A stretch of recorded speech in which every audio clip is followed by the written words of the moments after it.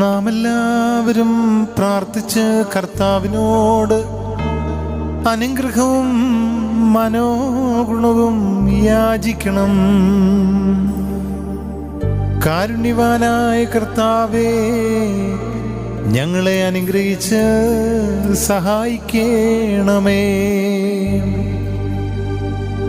സ്തുതിയും സ്തോത്രവും മഹിമയും പുകഴ്ചയും അനശ്വരമായ കീർത്തിയും എല്ലാ നേരത്തും ഇടപെടാതെ അർപ്പിക്കുവാൻ അടിയങ്ങൾ യോഗ്യരായി തീരണമേ.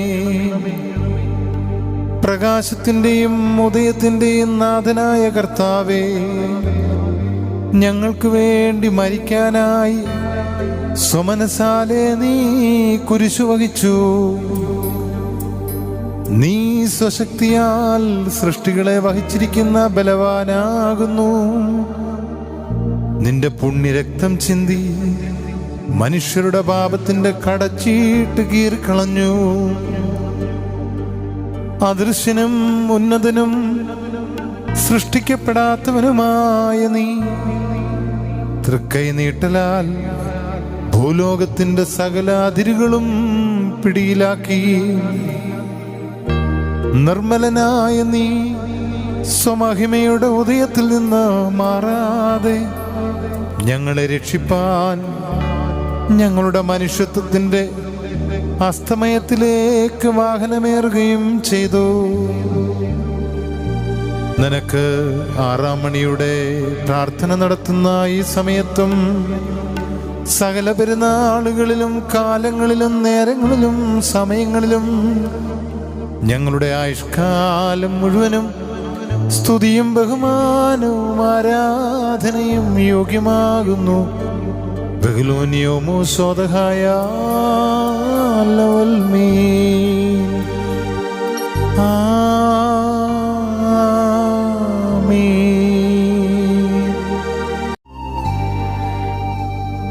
തൻ്റെ സ്വരൂപത്തിലും സാദൃശ്യത്തിലും ഞങ്ങളെ സൃഷ്ടിച്ച ഉന്നതനും അത്യുത്കൃഷ്ടനുമായ ദൈവമേ, ഞങ്ങൾ നിന്റെ ശ്രേഷ്ഠമായ ഉണ്മയെ സ്തുതിച്ച് ഏറ്റുപറയുന്നു.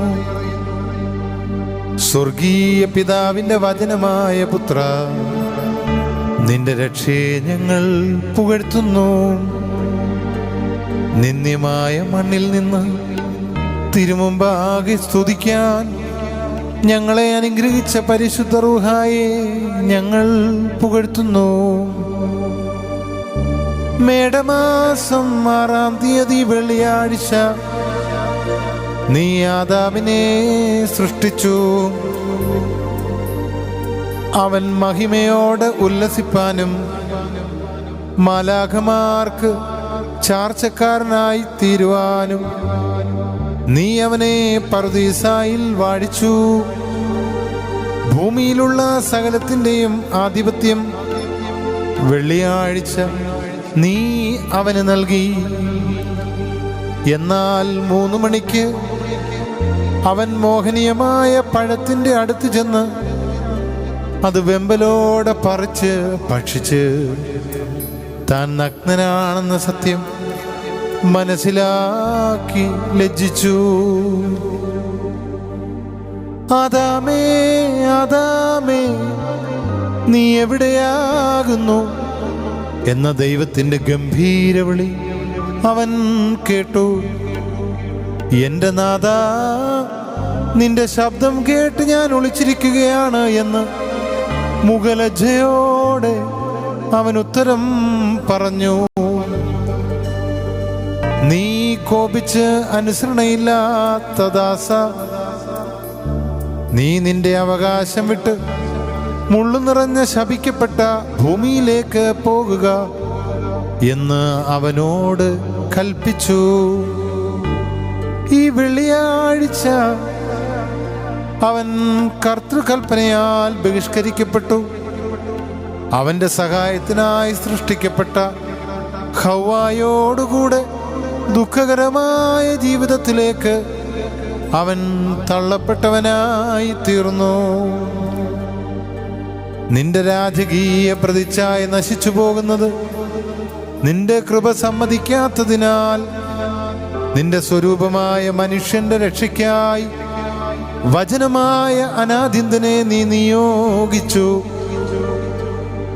പാപരഹിതനായി നിന്റെ വ്യാപാരങ്ങൾ നിറവേറ്റി ആദാമിനെ രക്ഷിക്കാൻ വെള്ളിയാഴ്ച തന്നെ കുരിശാരോഹണത്തിന് ഒരുങ്ങിച്ചെന്നു. ഒരു ദുഷ്ടനെ പോലെ നിന്നെ ഹന്നായുടെ ഭവനത്തിൽ ബന്ധനസ്ഥനാക്കി. കുറ്റക്കാരനെ പോലെ വടികൊണ്ടടിച്ചു. ബലഹീനനെ പോലെ നീ തൂണിൽ കെട്ടിപ്പിടിച്ചു. പീലാത്തോസിന്റെ കൊട്ടാരത്തിൽ വെച്ച് കുറ്റക്കാരനെ പോലെ നിന്നെ കൊലപ്പെടുത്താൻ ഏൽപ്പിച്ചു കൊടുത്തു. വെള്ളിയാഴ്ച ആദാം സൃഷ്ടിക്കപ്പെട്ടു. മേടമാസം 14-ാം തീയതി വെള്ളിയാഴ്ച നമ്മുടെ നാഥനായ മിശിഹാ തമ്പുരാൻ നമുക്ക് വേണ്ടി ജഡത്തിൽ പീഡ അനുഭവിച്ചു, നമ്മെ രക്ഷിച്ചു. വെള്ളിയാഴ്ച മിശിഹാ തമ്പുരാൻ ആദാമിന്റെ മക്കളായ അശുദ്ധരിൽ നിന്ന് തുപ്പലേറ്റു. വെള്ളിയാഴ്ച മൃഗങ്ങളും ജന്തുക്കളും അവയ്ക്ക് പേരിട്ട് കിട്ടുന്നതിനായി തലകുനിച്ചുകൊണ്ട് ആദാമിന്റെ മുമ്പിൽ ഒരുമിച്ച് കൂടി. വെള്ളിയാഴ്ച യൂതന്മാരുടെ രാജാവെ വിജയിച്ചാലും എന്ന് അപഹസിച്ചുകൊണ്ട് യേശുവിനെതിരായി സഭ കൂടി. ബാശാനിലെ അനേകം കാളകളും കാളക്കുട്ടികളും എന്നെ ചുറ്റിവളഞ്ഞു എന്ന് ദാവീദ് പറഞ്ഞത് നിറവേറി. വെള്ളിയാഴ്ച ആദാമിന്റെ തലയിൽ രാജകീയ കിരീടം വയ്ക്കപ്പെട്ടു. ആദം മഹിമയോടെ പ്രശോഭിച്ചുകൊണ്ട് പറുദീസായിൽ 3 മണിക്കൂർ ഇരുന്നു. നമ്മുടെ കർത്താവ് ആദാമിന്റെ മക്കളായ മണ്മയരുടെ അടിയേറ്റുകൊണ്ട് 3 മണിക്കൂർ നേരം ന്യായസ്ഥലത്ത് നിന്നു. വെള്ളിയാഴ്ച ഹവ്വ നന്മതിന്മകളെ കുറിച്ചുള്ള വൃക്ഷത്തിന്റെ അടുക്കിലേക്ക് ചെന്നു. വെള്ളിയാഴ്ച 6 മണിക്ക് ജീവവൃക്ഷമാകുന്ന മിശിഹാ തമ്പുരാൻ കുരിശിന്മേൽ കയറി.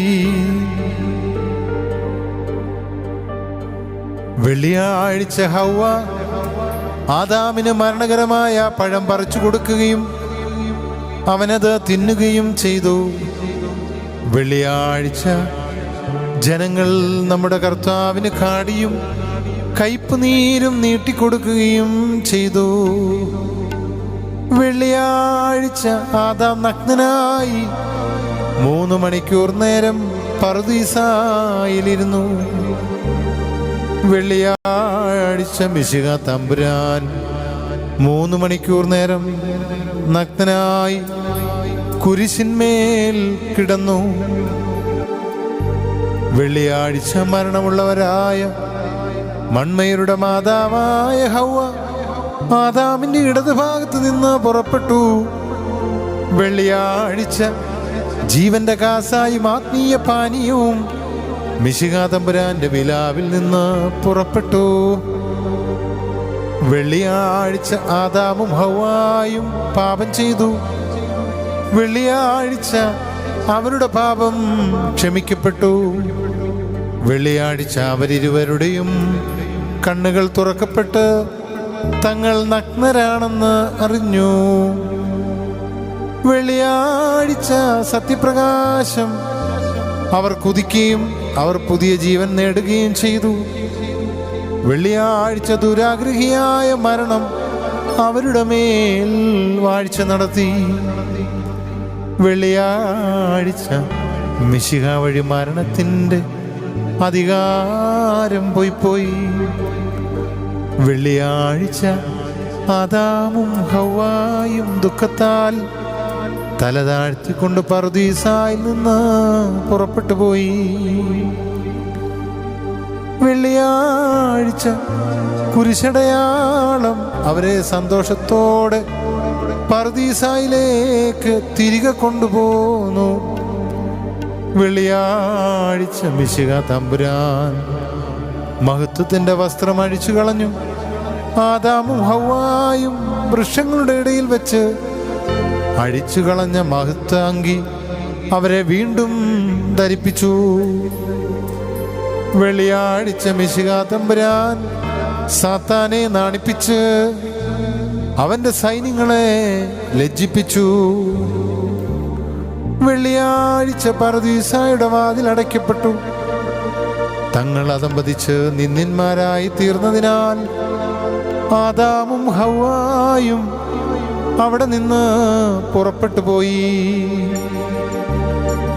വെള്ളിയാഴ്ച പർദീസായുടെ വാതിൽ തുറക്കപ്പെടുകയും വലതുഭാഗത്തുള്ള കള്ളൻ അതിലേക്ക് കടക്കുകയും ചെയ്തു. വെള്ളിയാഴ്ച പർദീസ സൂക്ഷിക്കാൻ ക്രോബേന്മാർക്ക് മൂർച്ചയുള്ള വാൾ കൊടുക്കപ്പെട്ടു.